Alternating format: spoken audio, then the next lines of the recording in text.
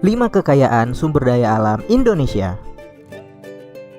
Indonesia terkenal sebagai negara yang penuh dengan sumber daya alamnya. Berbagai sumber daya alam bisa dimanfaatkan.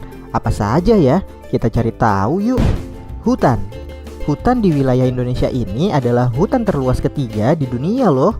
Luas hutan di Indonesia kalau digabung ada sekitar 99 juta hektar dan membentang dari Indonesia bagian barat sampai ke bagian timur. Tapi sayangnya luas hutan di Indonesia semakin lama semakin menurun. Hal ini terjadi karena hutan yang terus mengalami kerusakan. Bahkan berdasarkan data, sekitar lebih dari 600.000 hektar lahan hutan akan hilang setiap tahunnya. Padahal potensi hutan Indonesia ini sangat besar untuk bisa membuat Indonesia lebih maju lagi. Karena ada berbagai manfaat dari hutan ini, seperti kayu yang digunakan dan juga hewan dan tumbuhan yang berasal dari hutan ini sangat penting untuk menjaga keseimbangan lingkungan hidup. Lautan. Sejak dulu, Indonesia sudah dikenal sebagai negara maritim karena wilayah Indonesia ini sebagian besarnya terdiri dari lautan. Selain luas, lautan di wilayah Indonesia juga memiliki berbagai jenis ikan. Potensi ikan di lautan Indonesia ini sudah mencapai 6 juta ton setiap tahunnya. Dan potensi ini membuat Indonesia berada di urutan keempat pada tahun 2009. Minyak bumi.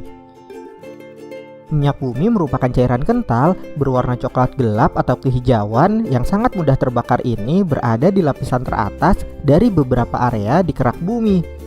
Minyak bumi ini masih cukup sering digunakan sebagai bahan bakar pembangkit listrik di Indonesia.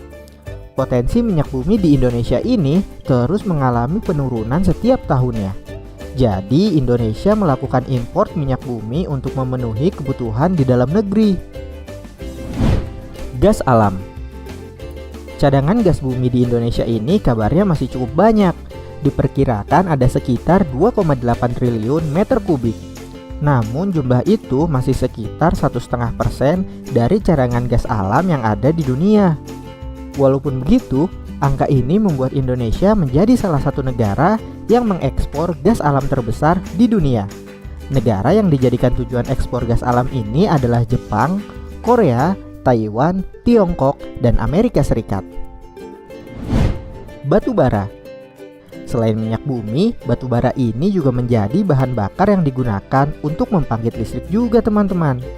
Batu bara ini adalah bahan bakar fosil yang terbentuk dari tumbuh-tumbuhan yang mati tertimbun tanah selama jutaan tahun. Lapisan itu akan terputus dari udara langsung dan mendapatkan tekanan terus-menerus dari lapisan di atasnya. Negara Indonesia sudah menjadi negara pengekspor batu bara terbesar di dunia karena memang masih minimnya pemanfaatan batu bara di Indonesia. Negara tujuan ekspor batu bara ini adalah Hong Kong, Taiwan, Tiongkok, Korea Selatan, Jepang, India, Italia, dan negara Eropa lainnya. Wah, pantas saja ya Indonesia disebut sebagai negara kaya akan sumber daya alam. Bobo jadi makin bangga dengan negara kita tercinta ini.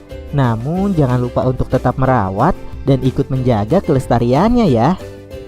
Indonesia adalah salah satu negara dengan perkembangan ekonomi yang pesat. Selama 17 tahun terakhir, produk domestik bruto Indonesia telah naik 6 kali lipat. Dan pada tahun 2017 berhasil menempati peringkat 16 dunia. Saat ini, dunia telah memasuki era revolusi industri yang keempat atau Industri 4.0 yang ditandai dengan penggunaan teknologi digital serta mesin-mesin otomatis yang saling terkoneksi melalui jaringan internet. Pada tahun 2030, Indonesia ditargetkan menjadi 10 besar ekonomi dunia melalui penerapan Industri 4.0 dengan menetapkan 5 sektor fokus manufaktur, yaitu industri makanan dan minuman, membangun industri makanan dan minuman terkemuka di ASEAN, industri tekstil, menjadi produsen functional clothing terkemuka,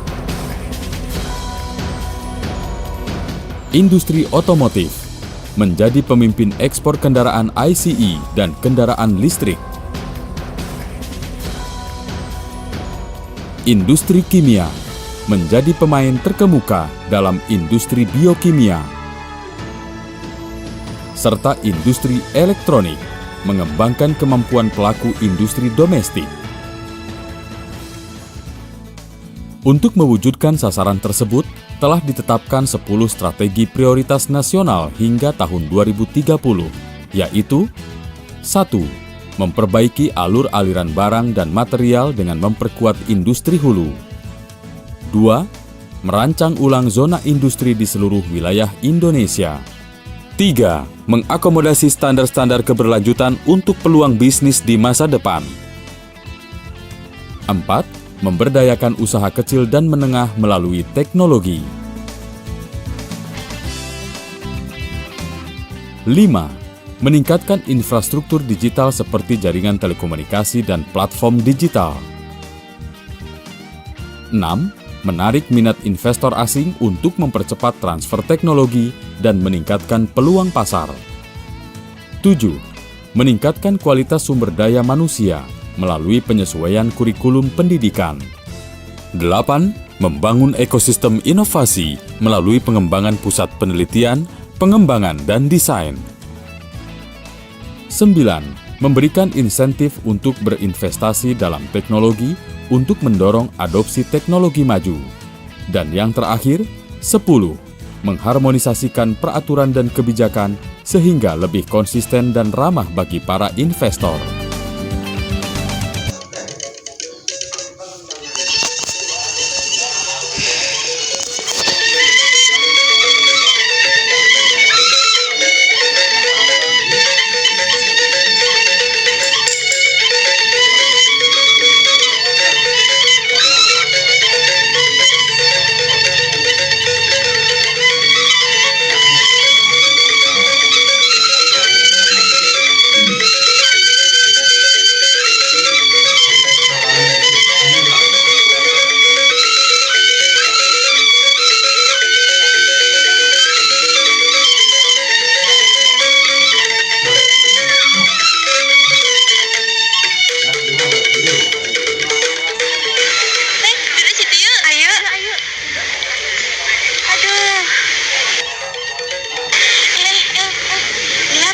Terus itu enak ya jadi mereka jalan-jalan, liburan. Pasti mereka nabung yang banyak supaya bisa liburan ke Bali. Negara maju, emang negara kita belum maju ya Yu? Aduh Novi, negara kita kan termasuk dalam kategori negara berkembang. Apa sih perbedaannya negara maju dan negara berkembang itu? Oke guys, gini nih perbedaan negara maju dan negara berkembang dilihat dari beberapa hal, yaitu yang pertama, nah ini mungkin keadaan yang paling terlihat pada negara berkembang, yaitu memiliki standar hidup yang rendah. Rendahnya pendapatan per kapita otomatis membuat rendahnya akses terhadap pendidikan dan kesehatan. Sedangkan di negara maju dapat dikatakan berbanding terbalik, otomatis juga akses pada fasilitas kesehatan dan pendidikan jadi lebih baik. Yang kedua adalah perbedaan tingkat produktivitas. Di negara maju, tingkat produktivitas mereka cenderung tinggi karena tingkat pengetahuan, teknologi, sumber daya manusia, dan manajemen yang baik. Berbeda dengan negara berkembang, yang kesemua faktor itu cenderung rendah. Di samping itu, motivasi tenaga kerja juga rendah karena upah yang diterima cenderung rendah dan jaminan sosial yang belum merata. Yang ketiga, berkaitan dengan penduduk, di mana pertumbuhan dan ketergantungan penduduk di negara berkembang cenderung tinggi, sedangkan di negara